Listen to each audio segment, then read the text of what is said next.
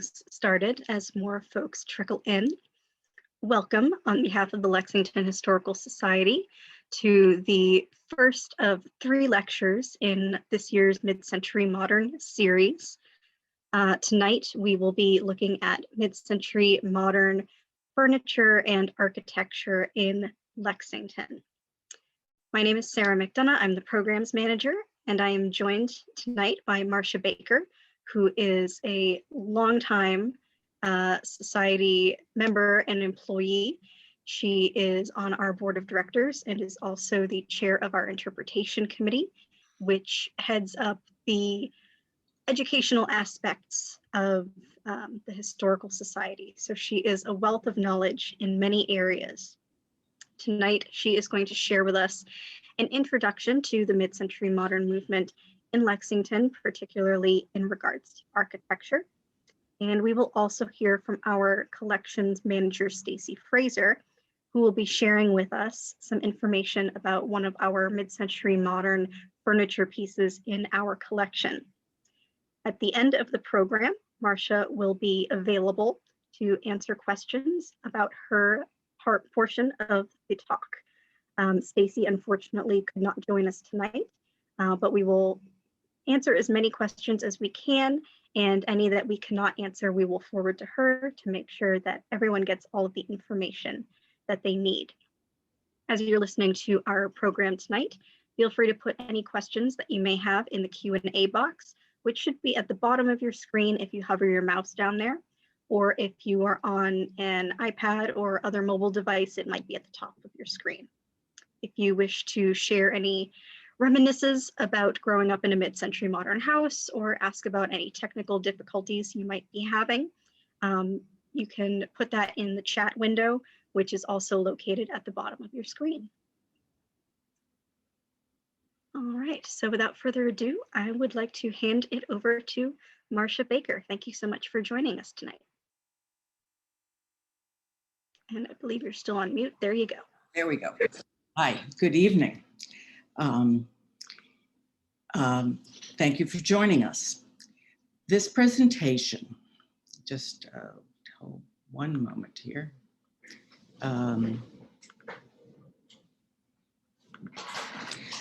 This presentation will attempt to answer some questions about Lexington's mid-century modern neighborhoods and mid-century architecture in general.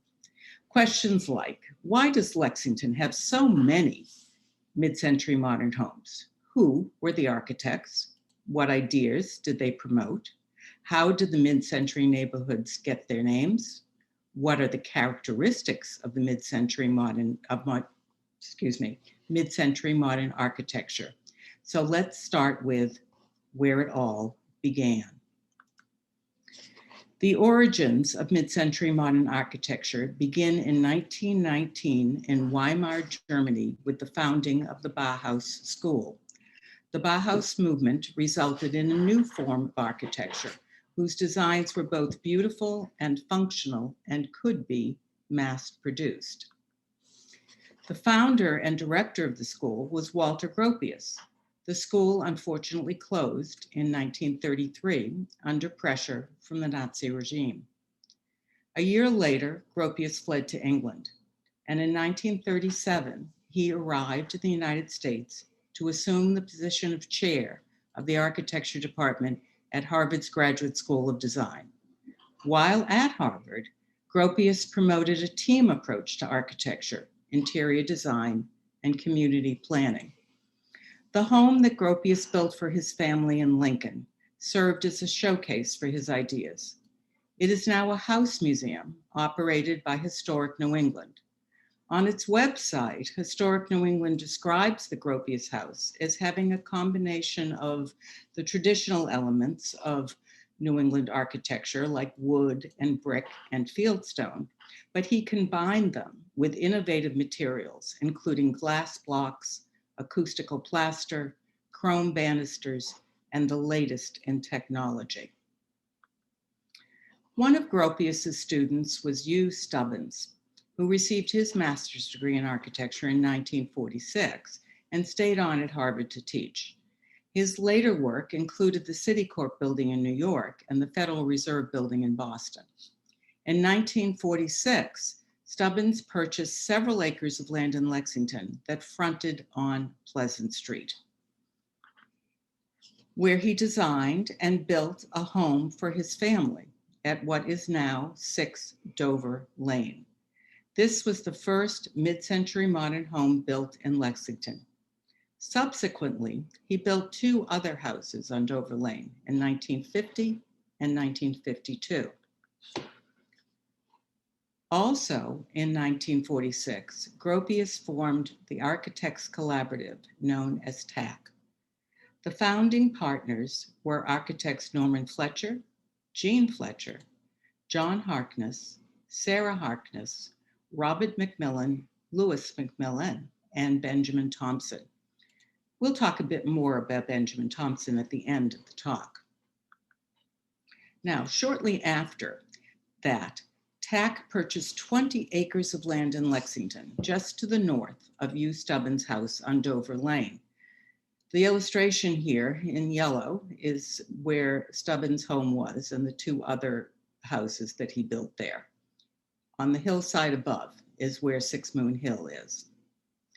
So the TAC architects purchased that 20 acres of land. They divided that land into 29 house sites and proceeded to design and build homes for themselves, and then sold the remaining lots and their architectural services to friends and colleagues who wanted modernist homes.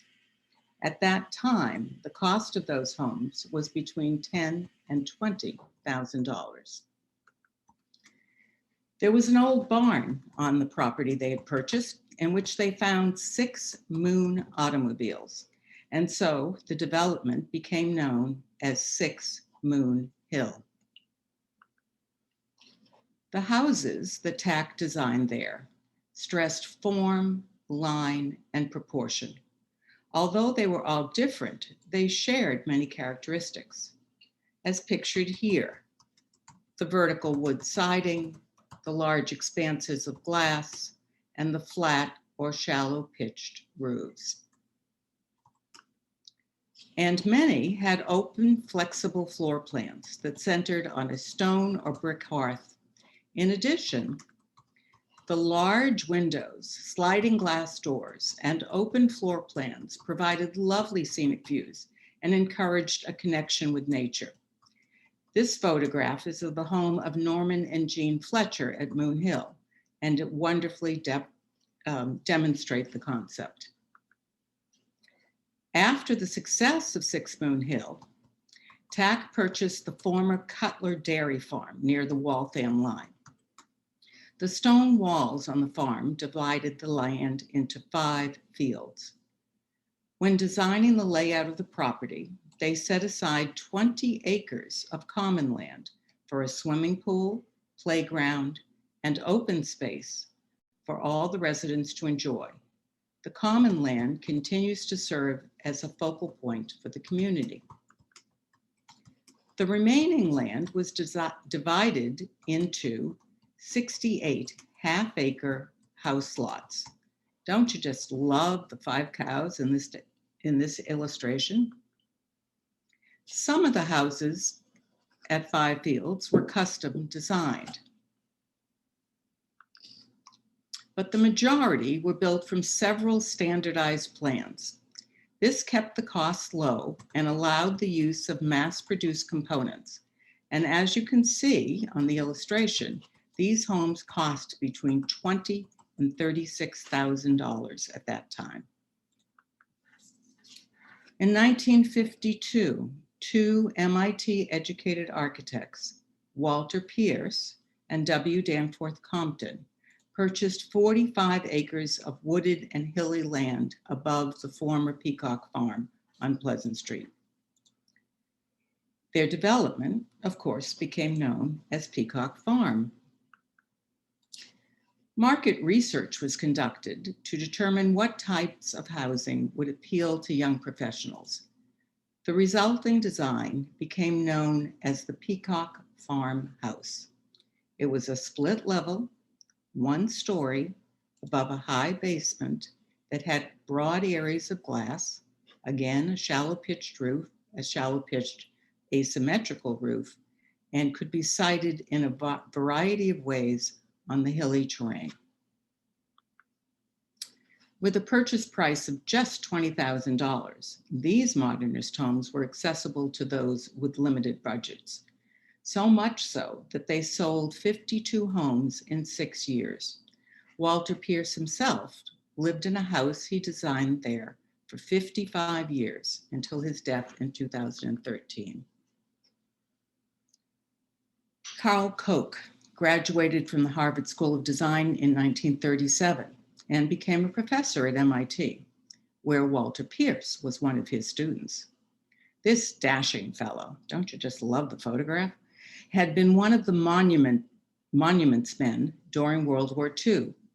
This unit was tasked with finding and saving art and other culturally important items before they were stolen or destroyed by the Nazis. After the war, Koch spent time in Sweden, where he gained an appreciation for Scandinavian design, the clean lines of which are evident in his architectural designs. Koch was a pioneer in prefabrication technology.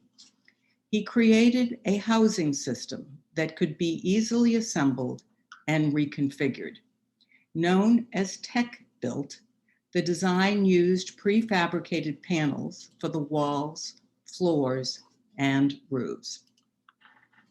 Between 1955 and 1959, 35 tech-built homes were built in the Middle Ridge area of the Turning Mill neighborhood. These designs made construction cheaper and the resulting homes accessible to a wide range of incomes. At the beginning of the 20th century, the homes being built in Lexington were meant to appeal to the successful white-collar executive, as depicted by the caricature in this advertisement. This ad, however, is aimed at a prospective homeowner who is, and I quote from the ad, someone who values light and space and wants to live, not merely exist. Now, in the years that followed, 4 more mid-century neighborhoods were built in Lexington: Upper Turning Mill, Rumford Road, which is off of Rubin Street, the Glen at Countryside, also known as Shaker Glen, the Grove, which is between Grove and Burlington Streets. So let's review. Lexington's 300 modernist homes were built in the 20 years between 1946 and 1966. They are the largest concentration of modernist neighborhoods in Massachusetts. Through the years, there was a steady progression and refinement of design and construction techniques. At Six Moon Hill, the TAC architects built custom homes in a planned neighborhood. Five Fields gave the TAC architects the opportunity to set aside a large area of open space and to have both customized designs and standardized house designs. At Peacock Farm, the Peacock farmhouse design sold for just $20,000 and could be sited in a variety of ways.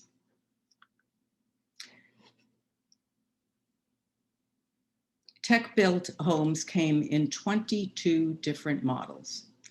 They were built with prefabricated components and could be delivered by truck and assembled in just a few days. And the interiors were easy to reconfigure when the space needs of the homeowners changed. At the beginning of this talk, I posed several questions. So let's review the answers. Where did it all begin?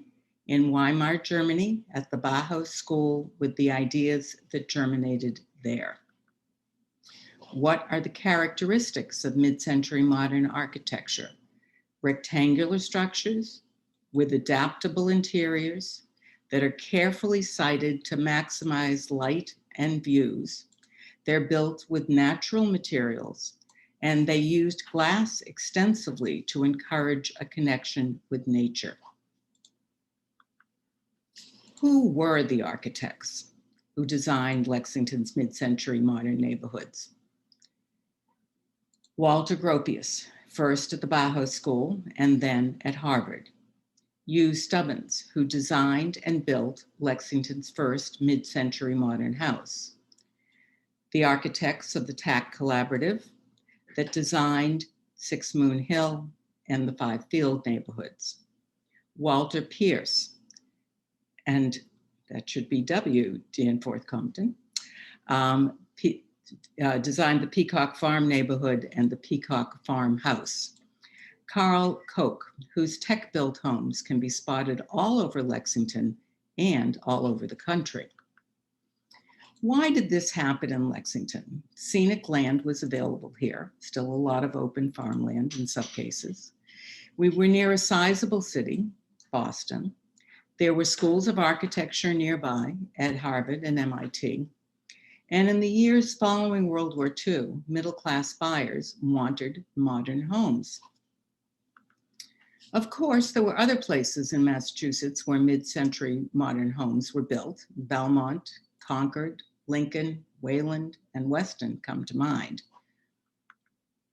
And mid-century modern architecture thrived around the country, most notably in suburban Virginia, suburban Chicago, and this beauty complete with palm trees and cactus in coastal California.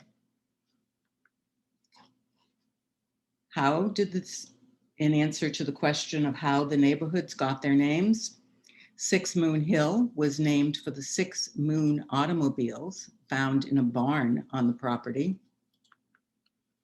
Five Fields was named for the 5 farm fields of the Cutler Farm. Peacock Farm for the farm that raised peacocks. And this is the farm buildings that still exist. Turning Mill was named for a mill in the area that used water to turn the mill wheel. The Glen area was inhabited by the Shaker religious group for a short time around 1781. And if you know the origin of the names of Rumford Road or the Grove, please enter them under the Q&A. Up next is Stacy Frazier, the Historical Society's collection manager, as Sarah indicated. If you haven't already done so, remember to enter your questions for this talk, as well as your questions for Stacy, by clicking on the Q&A button at the bottom of your screen. At the conclusion of Stacy's talk, we will both be available for your questions. And if we have piqued your curiosity and you would like to visit the neighborhoods in person, there is a self-guided tour of Lexington's mid-century modern neighborhoods in the Lexington by Foot and Phone app. The URL is https://tourlex.glideapp.io. Or you can go to lexingtonhistory.org, the Historical Society's website. And here's a segue to Stacy's presentation. You might remember Benjamin Thompson was one of the TAC architects. During his time at TAC, he found it hard to obtain interior furnishings for modernist homes. This eventually led to his departure from TAC and the founding of the Design Research Company in 1958. The Design Research Store in Harvard Square sold furniture, fabrics, and housewares. And I still remember fondly just wandering through there with just agog at what they had to offer. Stacy will introduce you to one item in our collection that was sold at the Design Research Store in Harvard Square and purchased by Betsy Whitman, who lived for a time in the Turning Mill neighborhood.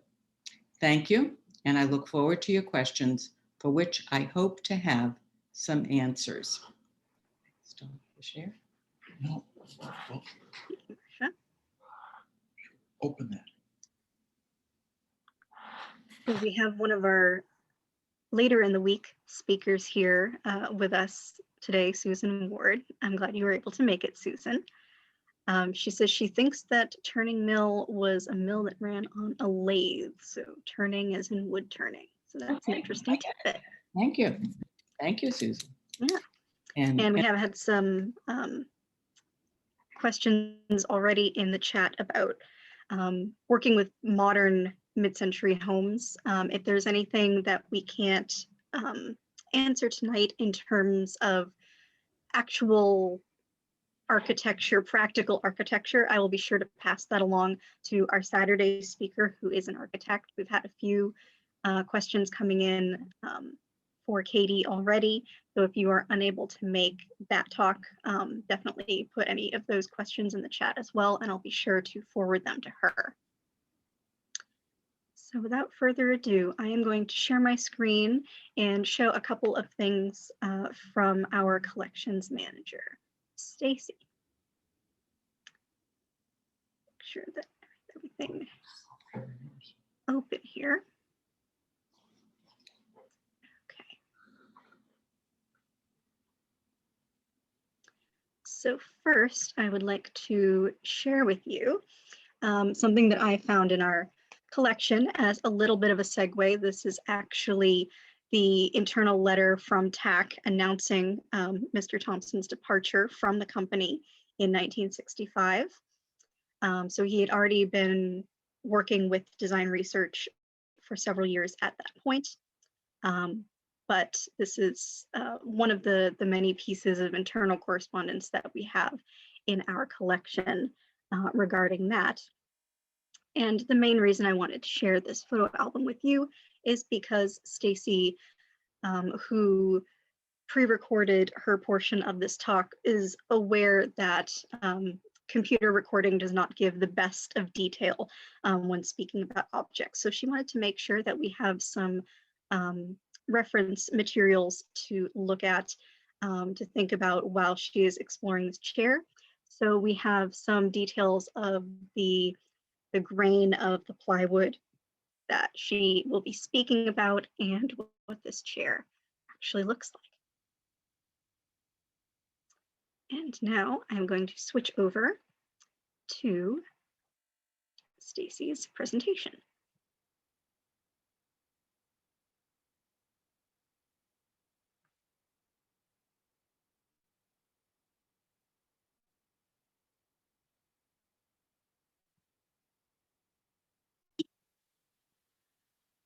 Welcome. Welcome to At Home with Mid-Century Modern. I'm Stacy Frazier. I'm the Historical Society's Collections and Outreach Manager. And it's a really fun, exciting thing to get to do something more with our Mid-Century Modern collection.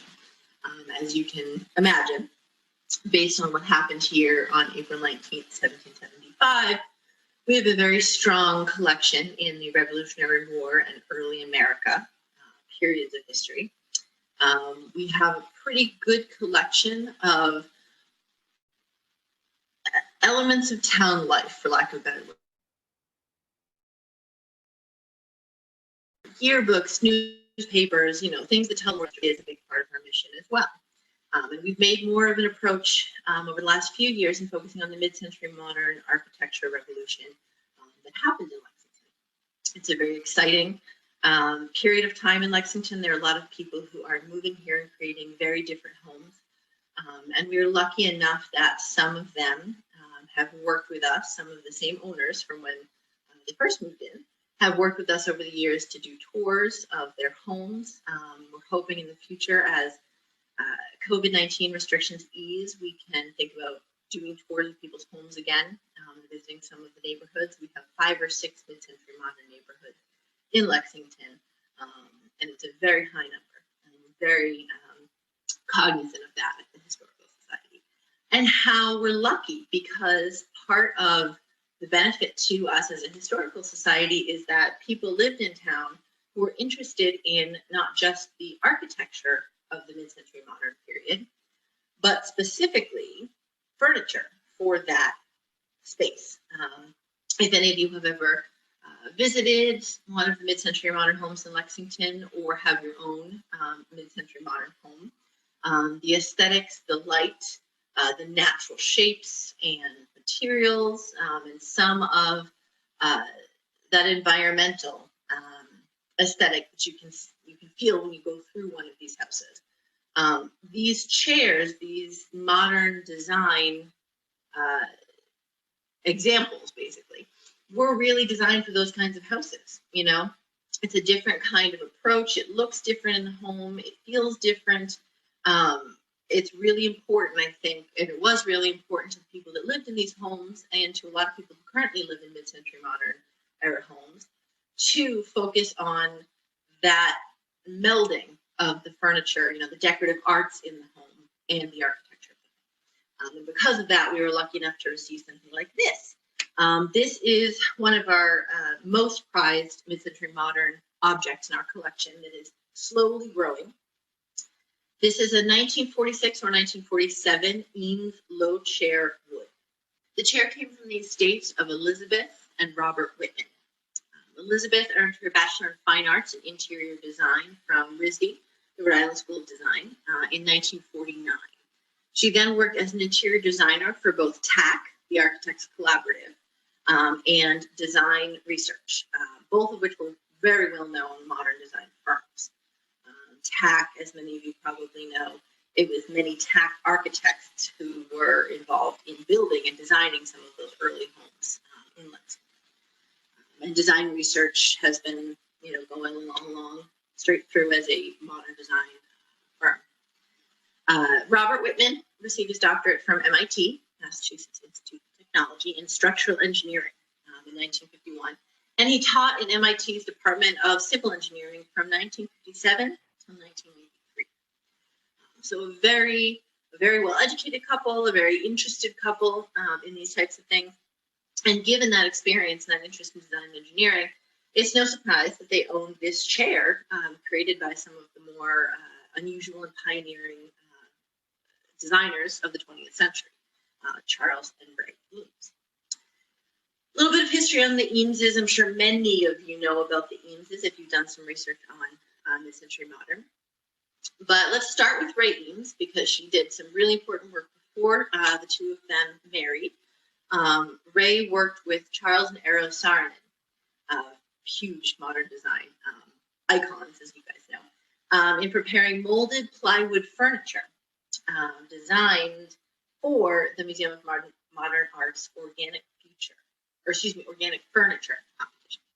So it was a competition that was had, and the Saarinens had submitted some designs for molded plywood furniture, and Ray Eames had helped them prepare these designs, some of which won the competition.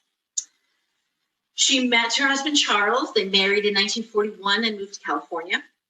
During the Second World War, the U.S. Navy commissioned the Eameses, Charles and Ray Eames, to produce molded plywood splints, stretchers, and experimental glider shells. So a lot of that early knowledge in design and working with the shapes for plywood and molding plywood chairs for furniture. So after the war, the Charles and Ray continued to apply that creativity to furniture design. They ended up creating the molded plywood lounge chair, kind of more tipped back style, one of the most iconic ones, one of the ones Herman Miller picked up. And that was their first mass-produced product in 1946. This chair this chair kind of became iconic in part because it was one of the first and because it was a short run. Other styles became very popular, but this was produced 1946 to 1947. That's it. So from a curatorial perspective, it's wonderful because it means I can say pretty conclusively this was produced in 1946 or 1947. And because it was a limited run and it was so early in the design of these very iconic designers, it ends up being really, really recognizable and really known for them. We were very pleased to receive this object, and we featured it in our mid-century modern exhibit called Lextopia back in 2015. I wanted to show you a little bit about the layers of wood veneer bonded together. I think that's one of the most interesting things in particular about this object.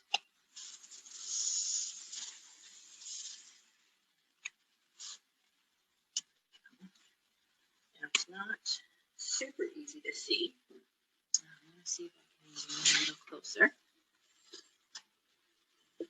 You can see the molding. You can see the molding.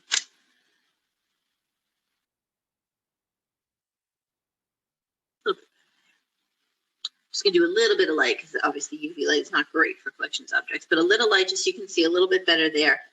The layers of plywood that make up the back of the chair. It's basically 6 or 7 layers of thin plywood veneer that is shaped and glued together. So as I said, I think one of the most important things for us at the Historical Society to recognize is that we furnish our historic houses for their period, for April 19th, 1775, because that was a really important time in the life of the houses that we take care of, the Buckland Tavern, Monroe Tavern, and Clark House. However, something like this really helps us understand whole neighborhoods in Lexington. You can make the assumption, probably fairly broadly, that many of the houses in Lexington have been furnished similarly to the Monroes, the Clarks, the Buckmans, but we don't always know for sure.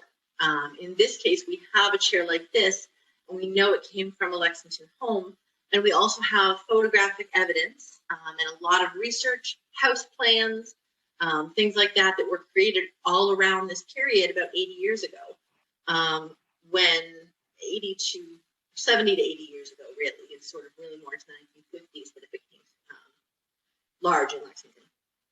But we have all this information, we have all this material because it's close enough to our own time period that we were able to preserve these things. We were able to receive these things from children or from the original owners themselves. And we have a wonderful backstory to go with them. So this story, or this chair, excuse me, can tell the story not only of the Eames, the couple who was so amazing and created these amazing designs after all this work with the Navy, and really this chair itself became an international icon. I mean, the second you see it, you know what it is. But the beauty of this is that it also helps us tell the story of the Whitman family in Lexington and of the neighborhoods that were here in town, and many of the neighborhoods that are still here. There are many Lexington homes, that mid-century modern homes that people are currently living in and attempting to furnish with period furniture or later reproduction. But having something like this as an example to be preserved in the future is also really important. Those houses are lived in now, but in the future, if that ever ceases to be the case, we're preserving this history not just for now, 80 years after the chair was created, 70 years after the first modern house was built in Lexington, but we're also, saving it for 100 years from now, when that kind of thing, when that second revolution of mid-century modern architecture and design that happened in Lexington is going to be further out in history. And the more we save the chairs and write up the history of the houses, and people live in the houses and love them and furnish them with modern furniture like this, then the better shape we'll be in to tell those stories in the future. So we thank you for your contributions. I won't be participating in the Q&A tonight, but any questions can be directed to me. Any questions about this chair, modern design, our museum collections, anything. My email address is, Sarah said she'd put it in the chat, but it's sfraser@lexingtonhistory.org. Thank you all very much for joining us tonight at home with Mid-Century Modern, and I hope you enjoy the rest of the series.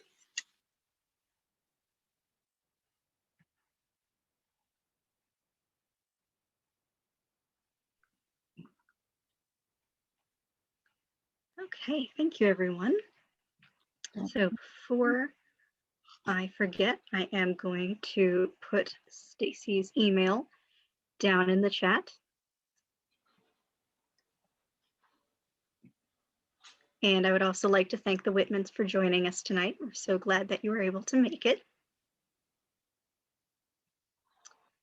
All right, so now we will get into some questions and stories. Again, if anyone has any specific questions about the mid-century modern neighborhoods for Marsha, the easiest place to leave that is in the Q&A, so we know that it's a specific question, but happy to encourage any kind of chatting, reminiscing. We can share some of those stories as well in the chat box.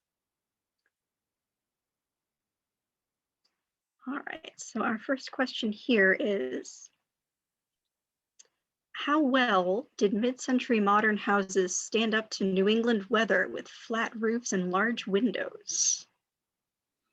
Well, the homeowners themselves could speak to that more, but I've heard stories of leaking windows and roofs and having to change windows and roofs.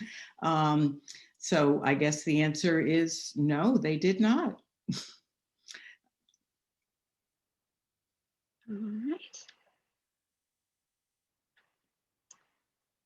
Okay, and we have a question of where can we learn more about Koch and his history as a monuments man? That's a very good question. I sort of dug that out of just one of his biographies. I would think that the best thing to do would be to go to the literature that's been written about the monuments men themselves.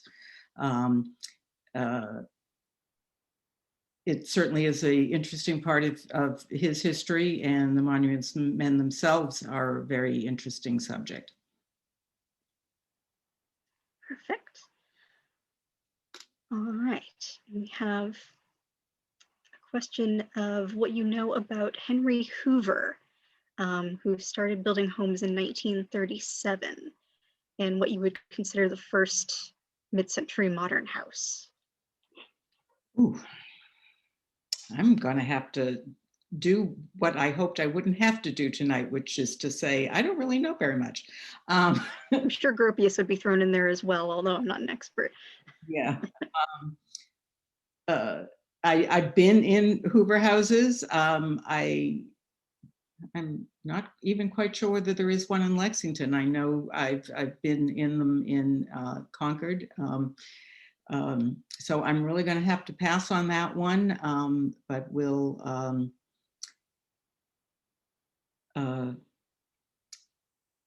see if we can post some stuff about Henry Hoover. I know that we have done programs on him, and I guess I wasn't paying total attention at the time. We're all continuously learning.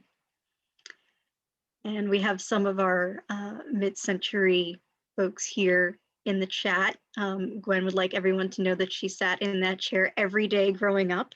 I'm curious to know how comfortable it was. I obviously have not sat in it myself. Donna says that rubber roofs and double panes have helped through the winters. And Maureen said that her home was also replaced with double pane windows. So I'm sure there were many adjustments made over the years to these houses to improve them while sort of keeping their style, so to speak. And we will be talking more about that on Saturday morning for anyone who's interested.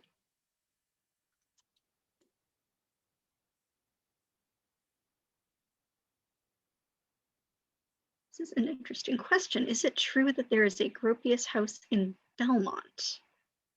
Question from Susan. I'm not sure. Do you mean a house that he lived in or a house that he built himself?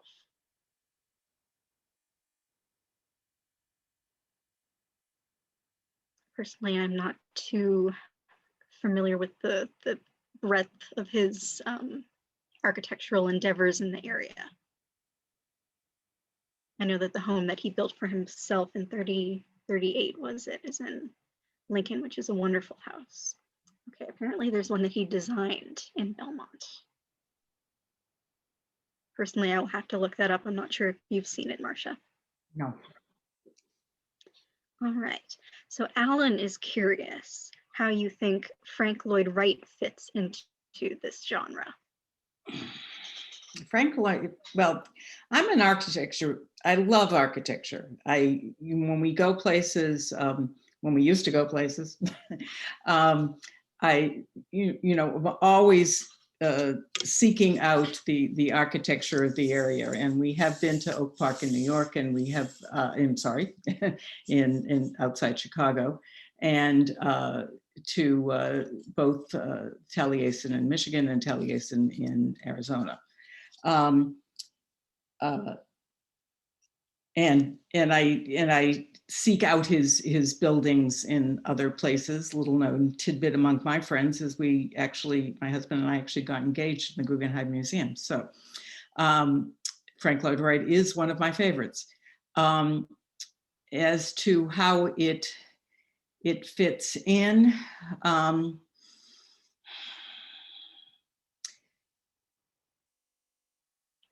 I'm not really sure that I could speak to that.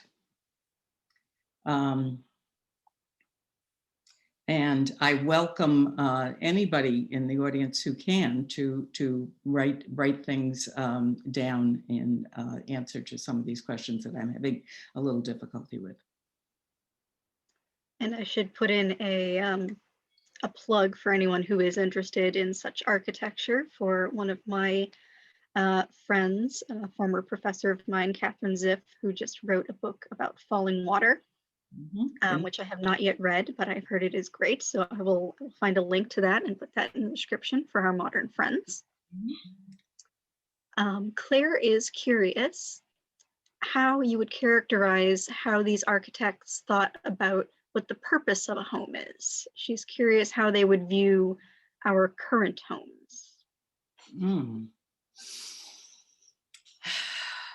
The purpose of a home. They wanted it to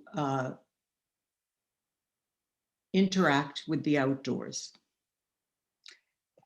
Many of the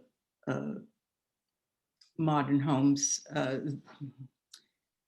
the bigger homes that are being built in Lexington don't do that very well. The mid-century modern homes were, right on the ground level, giving you multiple ways to exit and enjoy the outdoors with those large expanses of glass. And I don't see that happening in what's being built today in Lexington. And in the surrounding communities. They really were very careful with putting the house amongst the trees and clearing a minimal amount of space. And that certainly doesn't happen these days. They wanted to be in a wooded environment whenever possible.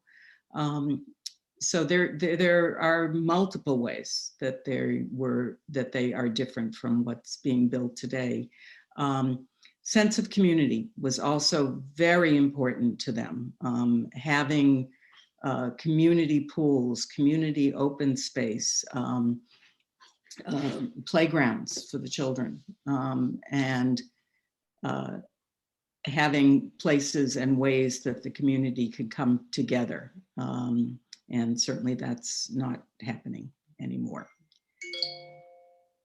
It's always struck me looking at many of these buildings from when we've done house tours and things of that sort, how vastly different they are on the inside as opposed to the outside, that they can be very unassuming, almost industrial looking to our modern eyes from the driveway, but in fact, walking into them, in many cases, it almost feels like you are in a forest with the extensive use of glass and the brightness and openness of them.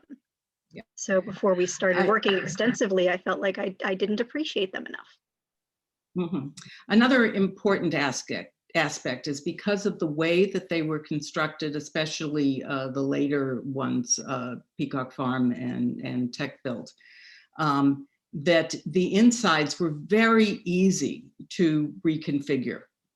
Post and beam construction, you can move walls, you can move things around as the needs of your family changes.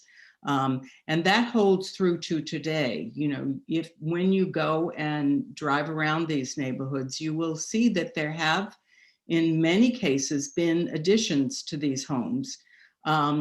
People don't tear them down. They try to expand them in some way and cohesively with what they already have, but they don't tear them down. They want what they already have, just a little bit more space. We've had a couple people mention the ties being the Usonian homes, which were envisioned to be accessible to the masses, but beautiful and functionally designed with close connection to nature. Yes, yes. And that's certainly a connection with Wright. Yeah. I'm not sure if you know the answer to this one. Would Frank Lloyd Wright have been known to the folks at the Bauhaus when it opened in 1919?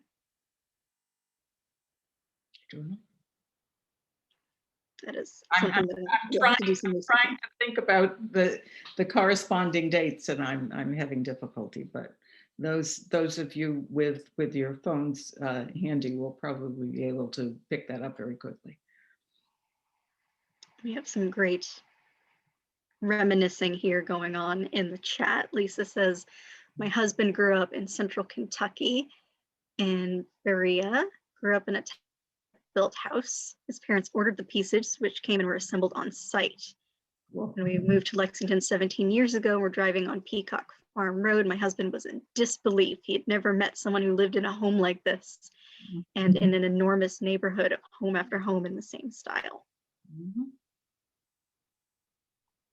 So that is incredible. And I think the community aspect of it here specifically is what stands out, particularly in these areas like Six Moon Hill, where it was designed as its own little community, very purposefully in that style. Can we hear more of the reminiscences? That was great. Yes, let's see. Yes, if anyone would like to share how they grew up in mid-century modern homes, we would love to hear them. Susan has some information for us, thanks. She says, Wright's work was published and very influential in Germany even before World War I. So Gropius would have been familiar with prairie-style designs before the opening of the Bauhaus. Thank you. Thank you.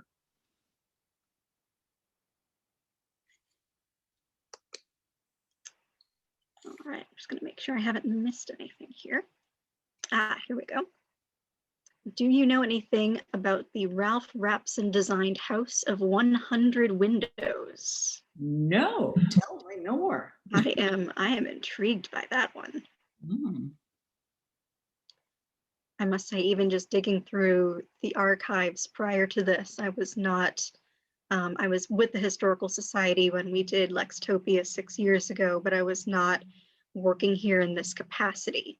So while I visited the exhibit, I did not work on any of the research for that and knew very little about mid-century modern, but exploring in the archives over the past few days for this project has been really enlightening. Particularly our collection has quite a bit about tack, and it was really fun to see the personality of that business coming through.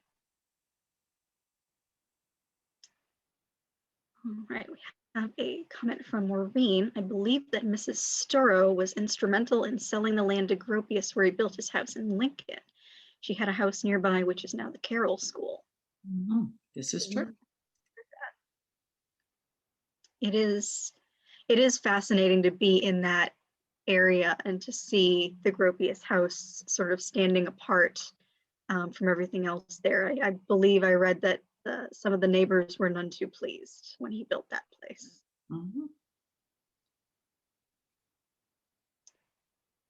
And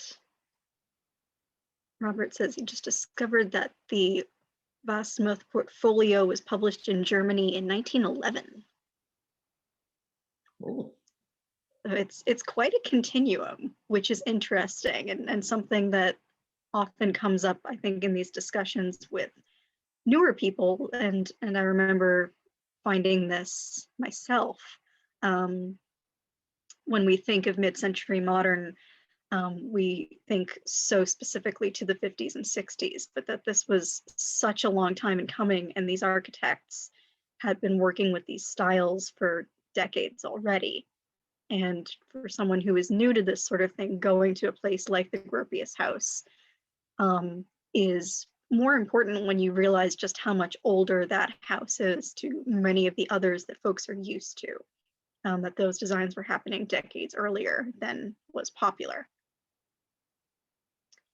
I'm looking through the chat myself, and one comment from Donna says, it's not Lexington, but you may be interested to know that when Conantum, which I believe is Belmont area, was of mid-century modern homes, was built, we had our own water tank and fire engine. Nature was important. Homes were on acre lots, and there were 100 acres of common land. Wow, that's terrific. Wow. And we have some information again from Susan. She says that she knows about this Rapson house, which apparently it actually has 100 doors. We would love to hear more. And she says that we do have some plans for it at the Historical Society. I do apologize that I was not able to include more plans in the supplementary materials. They are quite large and somewhat difficult to photograph. So I'm hoping that in the near future we can figure out a way to gain access to some larger format scanners or to photograph them more professionally. But doing it in-house involves quite a lot of standing on chairs and hovering and multiple people. So what we have available to us right now are the smaller items. The other Whitman daughter that's with us tonight, Jill, commented that she also sat in that chair for over 50 years, but that her mother, Betsy, was reluctant, that's a word I'm having trouble with tonight, reluctant to let anyone too large sit in it.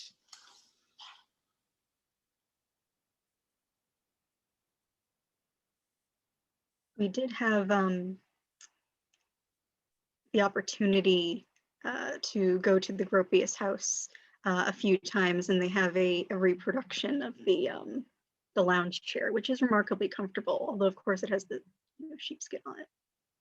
So one of the comments listed here reminded me of something. They talked about visiting the Gropius house at night, which reminded me about and about the light there, and the appearance from outside at night, which is wonderful. But I started thinking about Henry Hoover's actual house in Lincoln, and when you walk up some steps straight ahead, and then you turn to enter, and when you turn to enter, the view out over the valley is spectacular, and it takes you by surprise.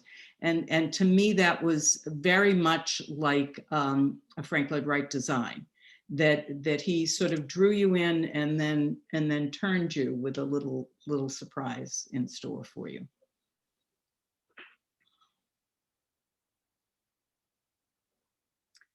Do we have anything else, or should we call it a night? We're in over about an hour now. See, I'm just making sure we haven't lost anything in the chat on the side. Extra little tidbit from Susan Lynch. At the MoMA's 1931 exhibit on international style, Frank Lloyd Wright was named the greatest living architect of the 19th century, but he took umbrage as he considered himself the greatest living architect without qualification. Mhm. The man did have no trouble with his ego.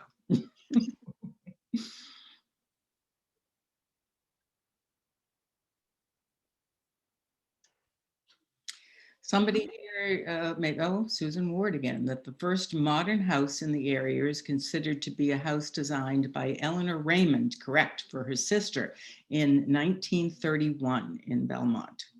I had forgotten about that little tidbit. There were so many wonderful things I wanted to include, but you have to draw the line somewhere. There, uh, It's so. a surprisingly vast Mhm. subject matter, Mhm. even just the architectural side of things. Mhm. Yes, we're hoping in the future to do more of these. We're so pleased that we're able to keep returning to mid-century modern and to look at it in different ways. As some of you have mentioned, we have worked with the Gropius House in the past, doing joint tours and events. They are lovely people, so I would recommend you visit them as well. And the Gropiuses were instrumental, or Isa Gropius was instrumental in getting that museum started. She actually lived in the house after she donated it to Historic New England, so everything was set very specifically by her, which is absolutely wonderful. And if you have not been there at night, it is definitely a must-see experience. And they do host regular evening events, generally in the summer, so hopefully they will be able to do that again this year. Fingers crossed. Okay. So are we, do we have anything else, or are we ready to say goodnight to all these wonderful Oh, people? we have one last question from Jane. How in danger are we of losing some of our iconic modern contemporaries in home through reconstruction and teardown? I think I already mentioned that very few have been torn down. When you go through the neighborhoods, you can spot original portions of houses and additions, which are very carefully done. But people still love these homes, and want to be in them. I don't think that's very much of a danger. I think expansion is fairly common, but the styles are so iconic that it really isn't Hmm. easy to expand them Mhm. without maintaining the style. Yep. I know, for instance, Sue Rockwell said that her home is one of the few in her neighborhood that hasn't been altered, but they all look like they belong. Yep. So one person just commented that there was a tear down in her neighborhood. I think it's going to be important now, and hopefully it will be easier in the future, but it is always going to be a struggle when you have something that is in many cases viewed as retro rather than historic. Now that we're getting past 50 years when these things were built, I think more and more people are going to realize that they have lived through history. When we were doing Lextopia, and I was also in Concord at the time, there were sort of dueling exhibits that year. There were a lot of folks who were absolutely gobsmacked to come into a museum and see their childhoods on display. And I think that they did not realize until that point that we're all living through history all the time. Yep. Very true. Shall we end on that note? I think that should just about do it. We're hitting on 8 o'clock. Okay. And I will encourage you who I have are not already signed up for the next two talks to do that. And I'm just going to let Sarah just remind you of what they are. All right. So thank you so much for joining us for this first talk. Our next presentation will be on Friday night with Susan Ward, who has very kindly joined us tonight and given us some information. So thanks again, Susan. And she is going to be speaking about the connections between the Marimekko Company and design research. So getting more into that partnership and how they were able to influence design as a whole together.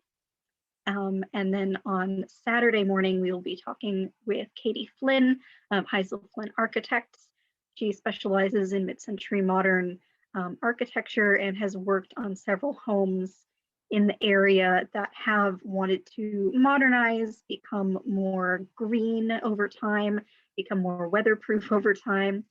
And she is going to be speaking about one particular project that she worked on recently on DeMar Road. And we'll be happy to talk further about other renovations and how that might be possible for you. So we hope you can join us. For those of you who did not purchase our 3-part series, hopefully this has whetted your appetite and you will be able to join us for one of our other talks. And for those who purchased the 3-part series, you can expect the links to the other 2 talks very shortly. So thank you so much for joining us all.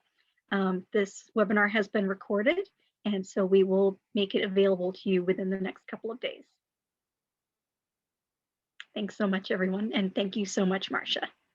You're welcome. Good night, everyone. Good night.